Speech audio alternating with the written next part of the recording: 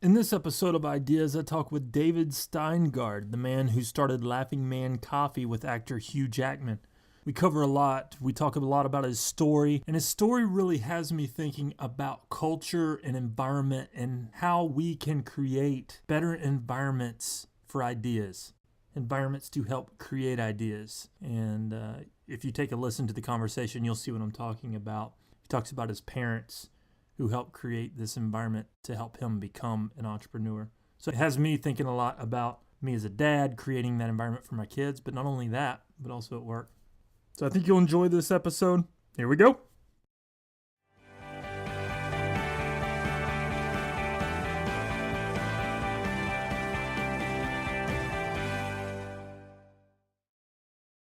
All right, today's guest is David Steingard. He left his legal practice to start a coffee business with actor Hugh Jackman, Laughing Man Coffee and Tea, and he's here today to talk about what he has learned through his experiences. David, thank you so much for coming on the show. Thank you, Adam. It's great to be here. And you do have quite the story, and Laughing Man Coffee is just a part of it. And talking in the pre-interview, I got to a little snapshot of that and talking about environment and how important that is. So if you would, I don't think, if I tell your story, I don't think I'll do it justice. So if you would, take a little bit, tell us about your journey, maybe some of the snapshots that got you from where you are, even as a kid, to where you're at today. Sure. So, one of the things we were talking about was I grew up in a entrepreneurial household.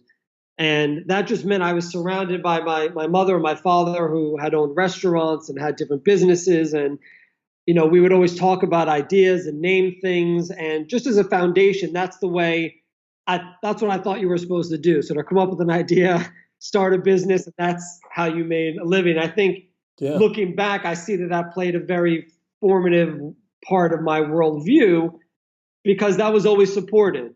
The example I give is, if I grew up in Iowa, I happen to love baseball, and I always ask myself why I never pursued that, because I was never discouraged, just never popped into my head. And so I say, if I grew up in Iowa and I loved baseball, I'd probably pop into my head that, I could go to a farm league or a camp or something. So environment plays a big part of it.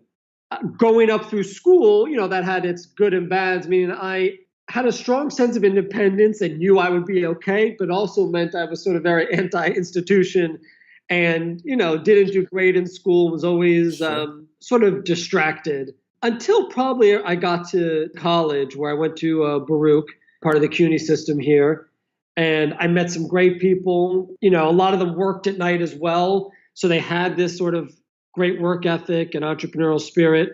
Coming out of Baruch is when I started my first company with some friends I had met there. And that was what I called an image management company. I guess it's branding today, that kind of thing. We didn't know what we were doing, but again, I had the idea that I wanted to do it and could do it. So we just started. And I've always been good at sales. So I knew I could always get the account. Whether or not I could execute on it was different. And so we tried, and we had a little bit of success. And, we really didn't know what we were doing, but like many people starting out in that field, you just sort of put your best foot forward and you call the best plays you can. We got a few accounts, and then my partner had moved back to Brazil. So that sort of disbanded. I held it on for a little bit. And this is a sort of very quick shot through sort of different things I've done. But after that, another friend who was working in schools just at the time, laptop and technology programs were coming into fashion for schools, where you'd come into school and you'd start learning with a laptop, and you were getting smart classrooms and things like this. So we started a support company for schools that were doing laptop programs, and I went and became a Toshiba certified technician so I could fix them, but mostly I was on the sales end. And we worked with a bunch of large public schools in the city. We worked with the sales team, and then we were the support end of it. And that was fascinating for a while. And then my partner had some issues, and we had to disband. A funny story, which is sort of one of these things you learn growing up. We had just hired, I'm talking about probably a week before, my partner and I broke up. We had just hired a secretary who had moved from, the middle of nowhere, came to New York, had just And I had to let her go, and it was just horrible, just, dreams dashed, that sort of thing. Oh, yeah, But these are lessons, I guess, for her as well, that I know she'll sure. look back on, and I look back on. Yeah. Um, when that happened, I always thought that if I was going to go to a graduate school, I would go and do law school. And I had really been putting it off. I was like, do I really need it? Sort of same thing with an MBA. There's reasons why you might do it, Hmm. but do you really need it? And so I've been putting it off. When this happened, I said, you know what? Let me pull the trigger on it. So I did that. I got into law school. I went to law school, and that was sort of the first time that I really enjoyed school, if you will. I loved the study. I loved the people I met. I'm friends with all the friends I made in law school to this day. That's sort of my closest. I really loved that study from early on. And I guess this was just my upbringing. I always knew that I wanted to do something that was public service oriented. And this can touch on the School of Practical Philosophy in a bit as well, because I've been doing that for a while. But it was always Mm-hmm. important to me that there was some sort of give back. And that could mean monetary, that maybe that's the way it expresses itself through the foundation now. But the idea was I wanted to be part of something bigger than myself. Do you think you've always been wired that way, or did you learn that from your parents? I mean, what Yeah. kind of two-part question there would be, what role did your parents play in all this, would you say? Because I find that really interesting. Some entrepreneurs that I've met, most actually, their relationship with their parents were good and they encouraged them and helped steer them. Now, not always the case, but then also, yeah, I mean, what did that look like for you as far as the wiring and wanting to give back? Because not everybody is that way. So, what do you think that was in you? Yeah. I think it absolutely starts with my parents. I have a great relationship with them. Hmm. You know, my dad really is my mentor, my hero, all of that. So very, very close. I'm close with the whole family. That's certainly their ethos. Mm. And again, it wasn't sort of done in a preachy way. It was just, that's the example you saw. They Right. were conscientious Okay. of others. And again, it wasn't sort of a doctrine of anything. It's just that's the way we grew up. Didn't really know any other way then.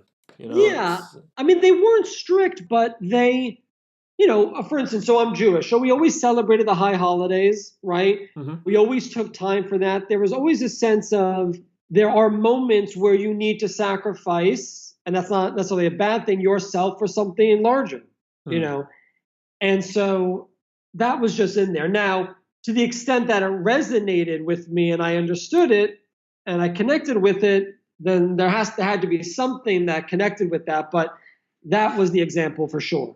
Mm. And so yeah, so as I worked and grew, there always had to have some sort of connection. So when I went to law school, I knew I didn't want to. I wasn't into corporate law. Listen, I love, but there has to be. You feel like you're in stream with something larger, and I think the thing about Laughing Man and all these social businesses is that's what people are looking for, and I think it's great that younger kids are coming up with that DNA. The two aren't mutually exclusive. So when I went to law school, I knew I wanted to do some public service work with it. Hmm. And I ended up with a job at the Brooklyn District Attorney's Office, which was great. I loved that job. I loved being on trial. I loved the criminal work. I loved the sense of justice, putting aside, whether or not that always happens. But I loved being in that field. So those were like 4 great years. I made great friends. I'd show up in court and do a trial and say, I can't believe they let me do this. Like, that's how cool it was, like, That's awesome. sure, I get to Yeah. do this. Um, and a cool thing about that job, which I think is also entrepreneurial, is you get thrown in right away. So, I mean, I won't go into it, but there are situations where you find yourself way above your head, and all you got to do is just keep going and wait, make it to the end of the day.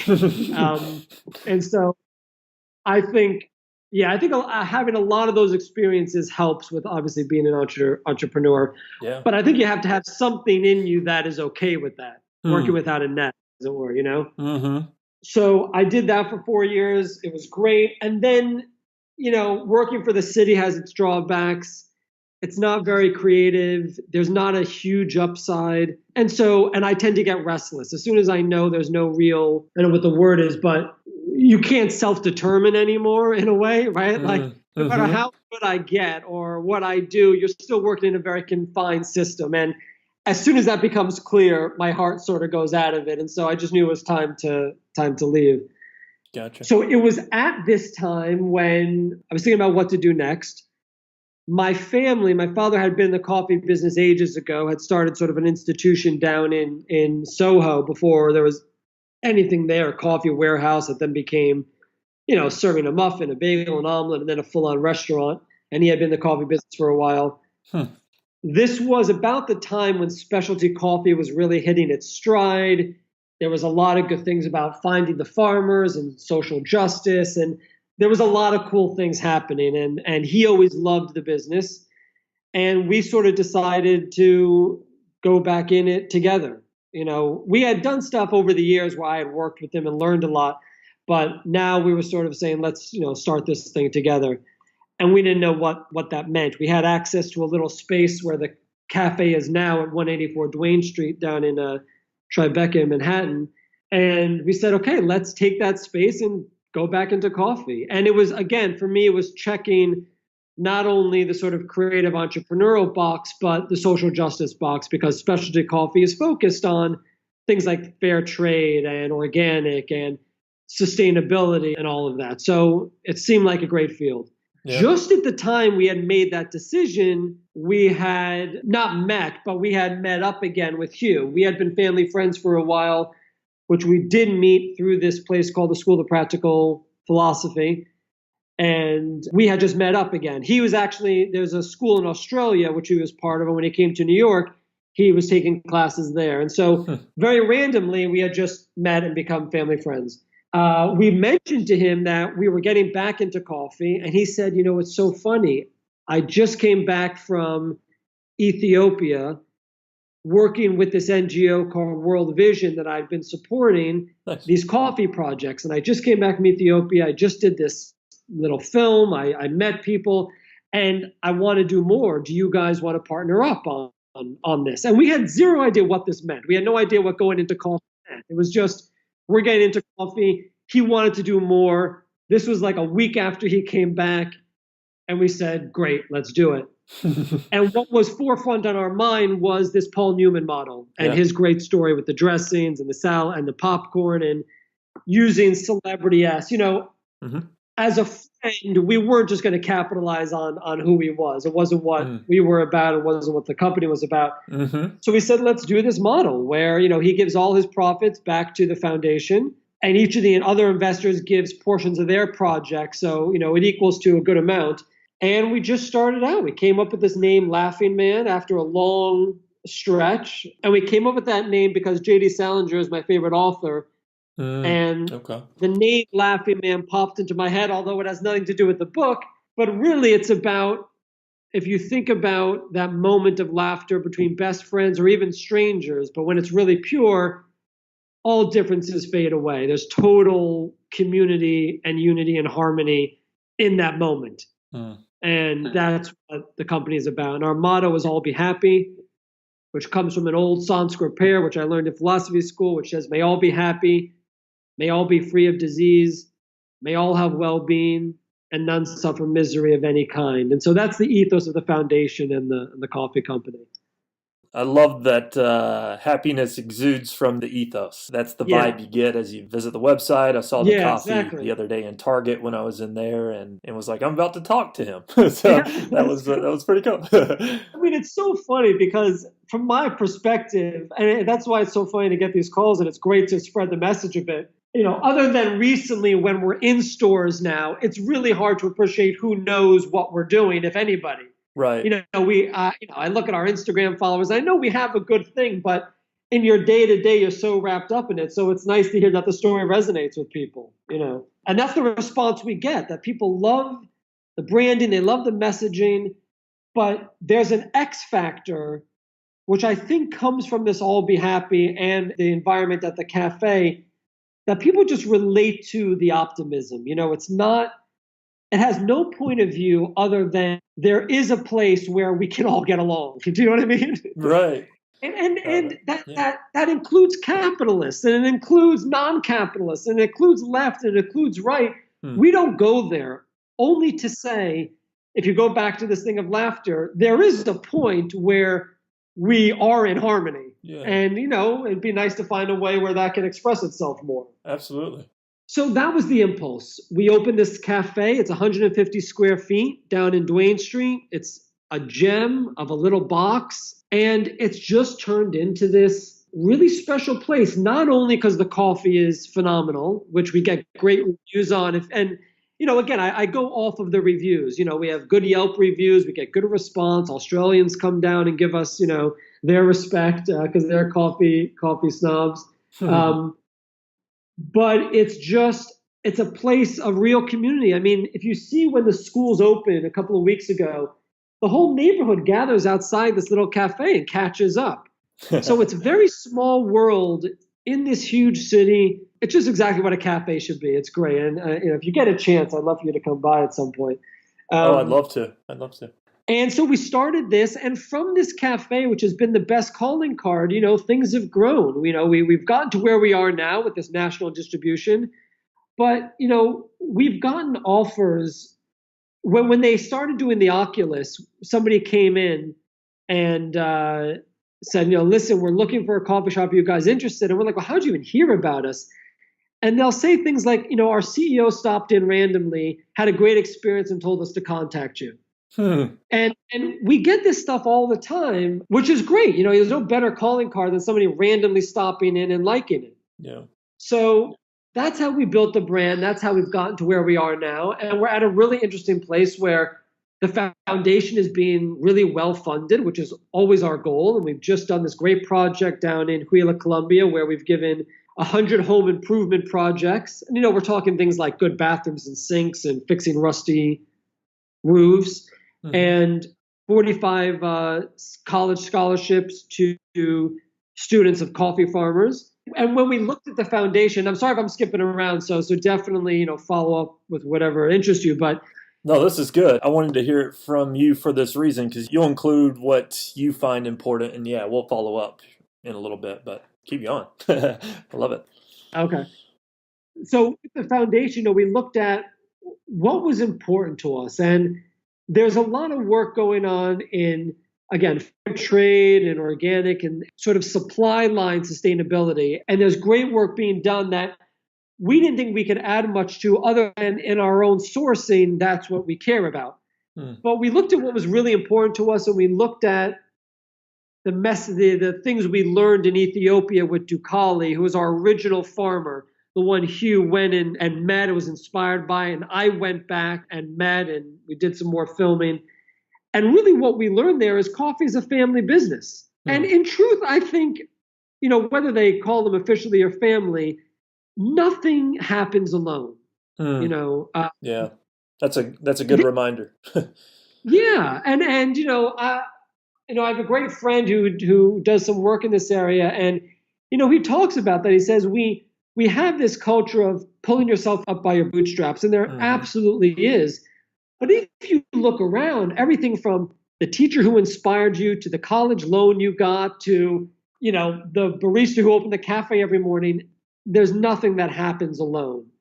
And coffee especially. And so we said, the thing that's important to us is community and family and recognizing this. So we wanted to participate in programs that recognize the whole community. So a home improvement not only allows the actual farmer to live better, but allows the kids to study better. It allows food to be prepped better. It allows entertainment to happen more. College scholarships don't just affect the student, but they come back and affect the livelihood of the community. So that's the space that we're working in, more than, we bought a coffee pulping machine and gave it to this farm. And that's the ethos of the brand, really, as well. So just as a sort of background, that was our thinking behind it. And we'll see where it leads. I think there's stuff we could do here as well that is not just abroad, but look at stuff in our own backyard that could use attention.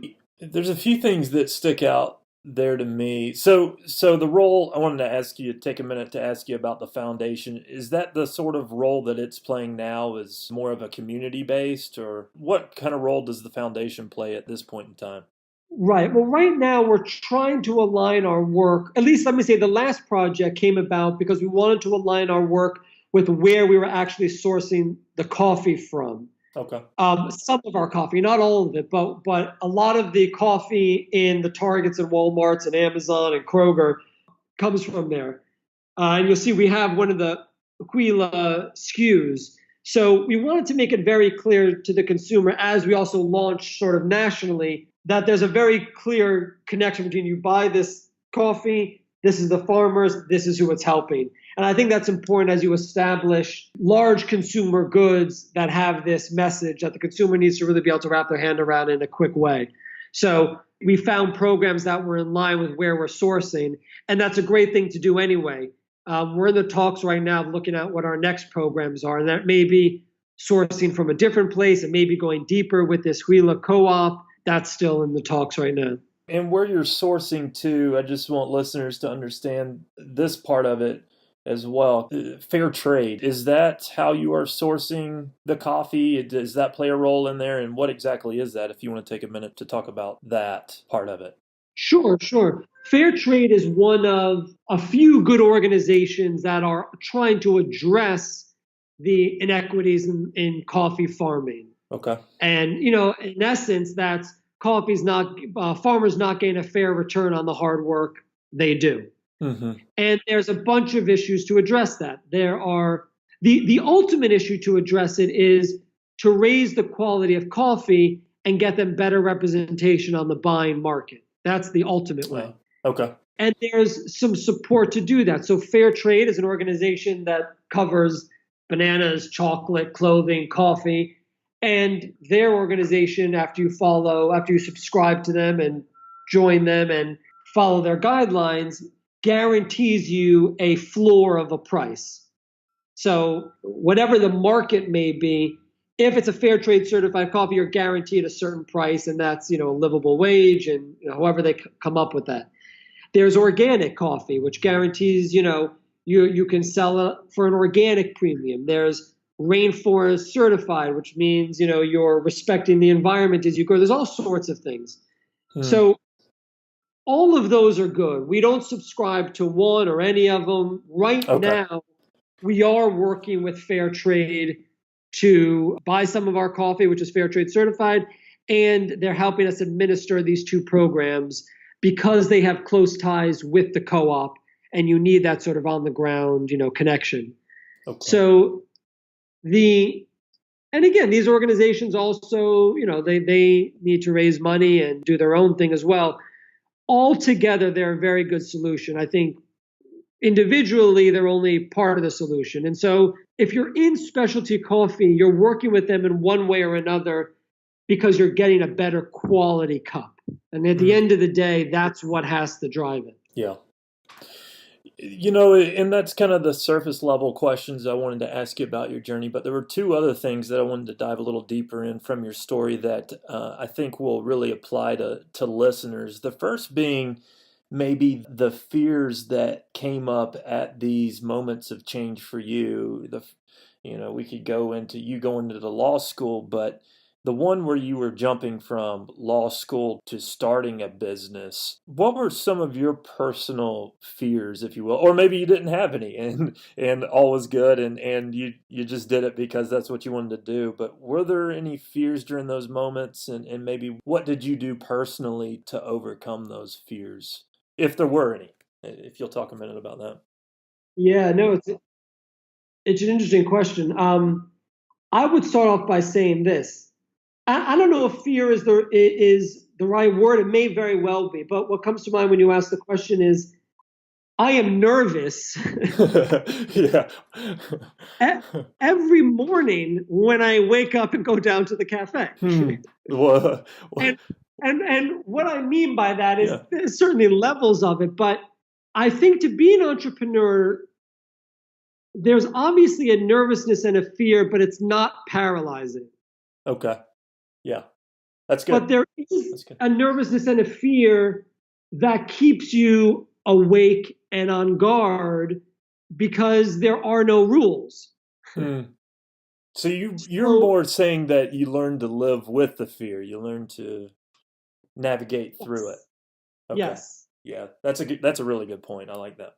I like that. And I think, I mean, you always have to think what you're going to do might fail, but I Yeah. will say this, I never thought about what I would do if it failed. If it Hmm. failed, then I would figure out what to do, Hmm. Yeah. right? So, Right. and I'd actually be curious if other entrepreneurs feel the same way. I think they would have to. Otherwise, you're hedging your bets. And I think you got to go all in Hmm. at one thing at a time. Yeah. Um, because if this failed, then I'd be in the same position as when I left. Okay, I got to go get a job. Now, maybe I could fall back on the law thing, and maybe that gave me some sort of foundation, but it wasn't really on my mind. But I still was, there was fear and nervousness. Yeah, I mean, this whole topic really interests me because the old myth of overcoming your fears and then doing something, I am totally with you that we learn more to live with it and navigate it rather than overcome it because every new day brings new things and new thoughts and new nervousness, if you will, and you just show up every day. I mean, that's the key, right? Well, that's actually a huge point. One of my favorite quotes is, Woody Allen says 99% of life is showing up, Hmm. right? Yeah. And time again, when we first, before we even opened the cafe, I think it might have been, so this was about 7 or 8 years ago, maybe the day before we were going to open, we got an opportunity to, Hugh was going to be on Rachel Ray. Hmm. And they said, listen, can you serve coffee for, the 300 people in the audience? Hmm. And again, as an entrepreneur, you just say yes and you figure it out later. There is Right. no, can you do it? Yes. And so that's the first showing up. The first showing up is you say yes. Now you're in a new showing up, right? How am I Hmm. going to execute it? So we were installing the coffee machine that night. And I think the guy came in, he was working all day. I actually had someplace to go. So I left at like 8 p.m. I came back at 10. He was still working on it. There were tons of issues, of course. We knew to brew however many gallons, 30 gallons of coffee or whatever, it takes a certain amount of time. We know how long it takes. We know so we knew when we had to start brewing it. And we were getting down to the wire, but there was no turning back. And there was no, this isn't going to happen. Mm-hmm. It was just, you stuck with it until it happened. And it worked out. And we were there right when we had to be. And time again, this is the greatest lesson I've learned is the fear is there, there's all that. But when you are present, when you just show up and give the thing your attention, the fear actually doesn't rule. You're living in a different world. It's a world of action and attention, and there's courage and possibility, and your mind is much more free than being confined by the fear. But you have to show up and start working. Hmm. That's such an important point, I think. So thank you for going there. The other question that came from your journey that I think is important to maybe dive deeper into would be the fact that now, of course, you have national distribution at this point, but I think you could have went a different way with your coffee company. Maybe not. I wasn't behind the scenes, but maybe take us into that decision to open a cafe versus doing something more on a global scale because I'm with you and I think the same way and I get this question a lot like why are you just focusing more on your community and that's something within me that I wanted to impact my community more maybe because I get to see it on a personal level maybe because I really care about my community but for you that cafe and going to maybe yours and Hughes and whoever else was involved that conversation for you personally, why do you think that community piece was so important? I'm guessing you had to know who you were and who you wanted to be and who you wanted your company to be to go that route. Yeah. But I think that's really important to talk about as well because so many people are focused on the global, on the biggest, on owning the biggest companies out there. Right. But that's not, in my opinion, that's not always the most important that we can be doing. So maybe take a minute to talk about that. That's a broad question, Sure, but sure. I think it's important to talk about here. Yeah, well, I think there's a practical aspect to that and then sort of a philosophical. The first thing is there was very little business plan.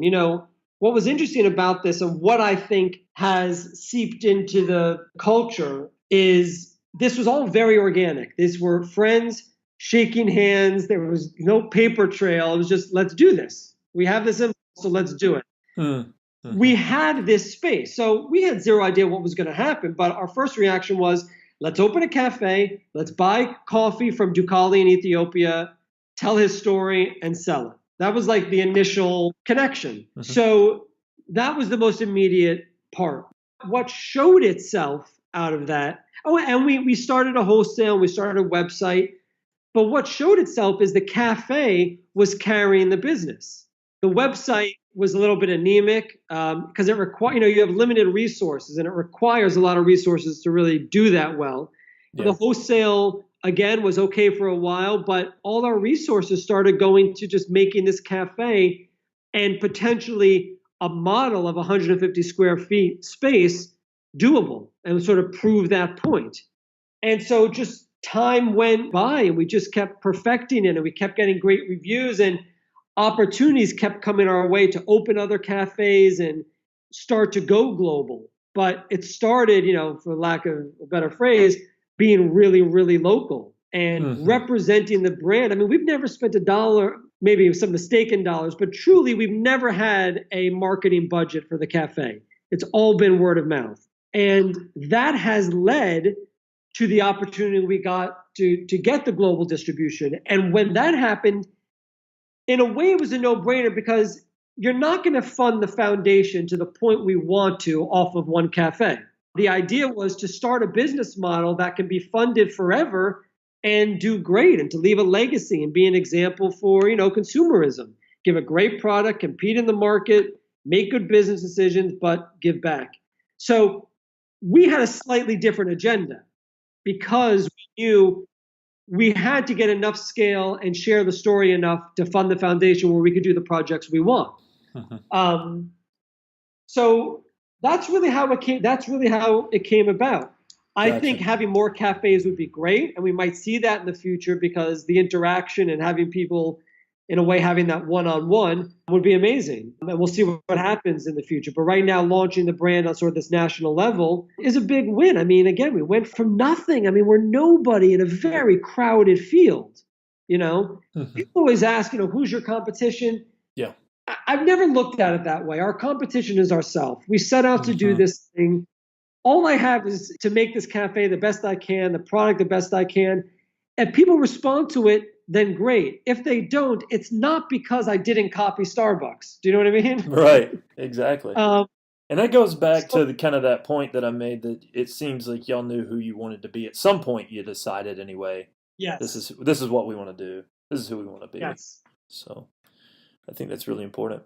And on your main page of your website, the quote that you have, and I love it, is try not to become a person of success, but rather try to become a person of value, from Albert Einstein. And I love that quote. And I think that you and your company and the story that you shared is doing just that. So thank you. Thank you. It's really nice. Thank you. 2 other questions here wrapping up. And in researching you, I found that you talk a lot about story. And I just kind of wanted to touch on that real quick. How have you seen story play such a vital role in your success as a company? And how would you recommend someone, let's say a listener starting up right now, is trying to, you said you've never paid $1 for a marketing campaign, it's all word of mouth, but in your ethos, in your website even, there's story involved. How would you recommend them starting to develop their story? Good question. I think I'll talk in broad strokes because obviously the stories are all different, but if you've ever been in sales, and this is to you and whoever else we're talking to, the old adage, people buy you, they don't buy the product, right? Yeah. And so what that means is authenticity, and honesty, Mm-hmm. right? Mm-hmm. Um, Something that's true to you. And just by way of example, I'll see if this clarifies it. When I was at the DA's office, we're always on trial. So you go and you watch more senior trial attorneys, and you learn from them, and it's exciting to watch, and it's a great way to learn. And sometimes at a closing argument, they have a great line or they have a great, segue, and you're always sort of looking for these things, and you'll hear, oh, that's great, I'm going to use that. And I've tried that before. And when I've tried to do it sort of verbatim, when I didn't get the essence of it, but I had no sincerity, no authenticity, no honesty. If I could digest the essence of what they were doing and put that in my own words, it changed the whole thing around, right? Mm-hmm. In a way, with specialty coffee, let's take that as an industry, there aren't a lot of differences if you think about it. I mean, specialty coffee, we're all trying to go to the farmer. Everybody's doing the close-up shot of espresso pouring. So how you break that is finding the thing that's meaningful to you. In whatever that angle is, and it may not be the obvious angle, because when you write your website, when you're talking to people, that's what will come through. And I see it in the shop every day. Somebody comes in, I tell this to my staff, I said, listen, somebody comes in and doesn't know what to get, right? On one level, it's, what do you mean? You don't know if to get a cappuccino or a latte. That's a bizarre conflict to be in, right? Like, one, it's not that big a deal. Two, they're not that different, right? But and I tell them, all they're looking for is for you to choose for them. Just say, go with the cappuccino because it's your favorite. And they do it and they love it, right? So it's not a big deal. They need to hear an extra push, and so I don't care what you tell them, but make sure it's the one that you really like. And inevitably they love it and it's great. So you have to really step back and find out what is meaningful to you that you can talk about. It doesn't mean you don't mention everything else, but you got to have that hook for you. Does that make sense? Absolutely. And so at the end of the day, passion and curiosity for something matters, is what you're saying. Yeah. Find something you're passionate about. Okay. Yes. And that's probably a simpler way to say it. But often, like, I find in the specialty coffee business, there's all these great stories, but nobody's really telling them. And I don't know, for some reason, I guess, as I said, for years now, there's been all the websites, the farmer, the espresso shop, the connection, but I don't always find a lot of true passion in them. I bet you if you spoke more to the people that went to the farm, which those companies have, right? You'd get a better connection. So it's when I go and talk about Ethiopia and meeting Dukali and being on the farm, I'll talk about things that have nothing to do with coffee because that's what stood out to me. But that's still a very real story. Yeah, and it seems like you keep going back to the people and what you've found that you can be passionate about. People at your cafe, what you're telling them to be about is be passionate about your customers. And I keep hearing that as well as you talk is, if nothing else, you can be passionate about the people you're serving. Yes. And that's a huge point as well. On this last question here, I wanted to get your opinion because you've had a lot of experience with small business and startups. And I think it's important too, because we have a lot of listeners at that point.